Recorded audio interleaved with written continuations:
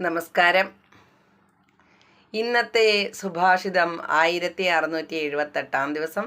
സമർപ്പണം ശ്രീ PMN നമ്പൂതിരി. അവതരണം Gita K Namboothiri, ആലക്കോട്ടില്ല.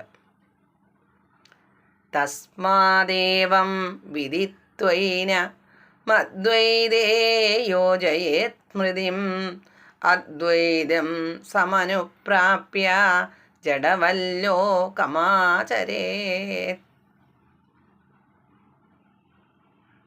അർത്ഥം: എല്ലാ അനർത്ഥങ്ങൾക്കും ശാന്തി നൽകുന്നതിനാൽ അദ്വൈതം ശിവവും അഭയവുമാണെന്നറിഞ്ഞ് അതിൽ തന്നെ മനസ്സിനെ ഉറപ്പിക്കണം.